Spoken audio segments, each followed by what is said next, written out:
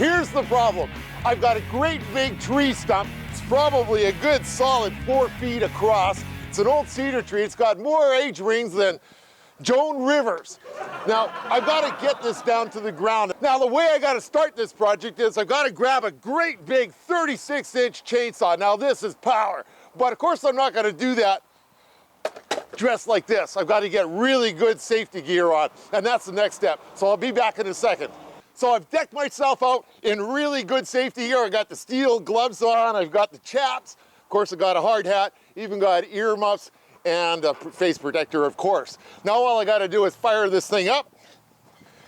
There's a bit of an instruction process to go on. Now it's already been on once before, so apparently all I gotta do is put it there, take the chain guard off. This is a big saw. Let me tell you, that is 36 inches. Man alive, that's big.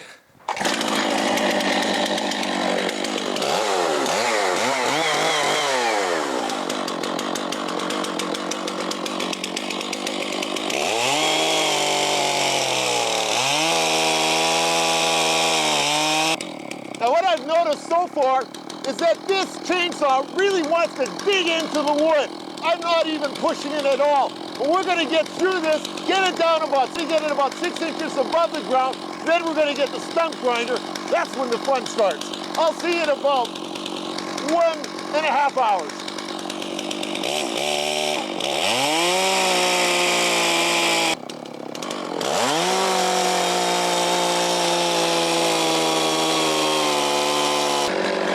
All right, it's been about an hour and a half, maybe 2 hours.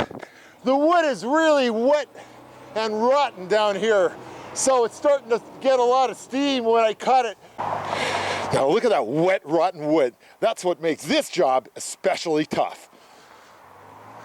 I've basically gone as far as I can possibly go on this cedar stump that's older than Joan Rivers. Now, the next step is to go and get a stump grinder. That's a great big machine with about 15 horsepower of grinding power on a carbide tip blade. And it's gonna make short work of what's left of this cedar stump right into the ground. One complication that I'm gonna have to deal with is this boulder that's right, sort of the tree is growing right around it. All right, we've just come back from the tool rental joint. I've got a great big, I'd say 250 to 300 pounds, so that is a two-man job to carry into the van. I think this is about 15 horsepower. You see the blade up front here. This should make short work of this stump.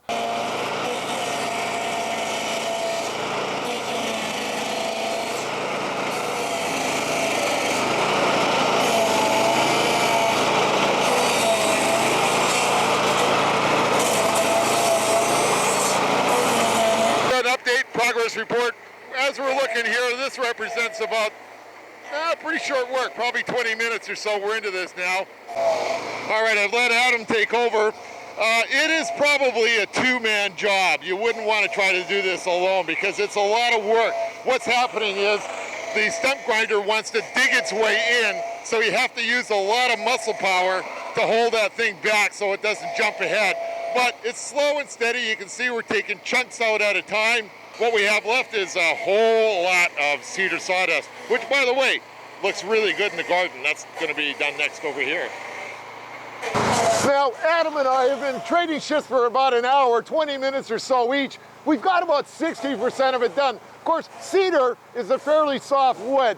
You could probably figure it'd be a lot more time if it was oak or maple or any of the fruit trees with lots of sugar in them.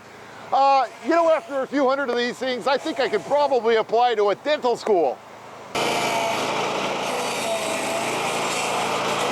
Here we have it, a hole in the ground where the stump used to be. Now I'm going to clear out all these cedar shavings, and make no mistake, this is hard work. You got to hold a 200 to 300 pound machine steady in place. And I've got the complication of a fence here. You can see I hit it a few times. No way to avoid that. When you've got a 200 pound machine that wants to go one way and it's got teeth with 15 horsepower, it's going that way. One of the things you can decide is, are you going to use a chainsaw or are you going to use a stump grinder? You know what? It all comes down to horsepower, baby. At the end of the day, this stump grinder is working with 15 horsepower. Your chainsaw, you're good if you got 2 horsepower. Obviously, a whole lot more work's getting done on the stump grinder. One of the unavoidable consequences of dealing with these old trees is you never know what's underneath, and as you can see, we've hit a stone. Not a big deal on a carbide tool.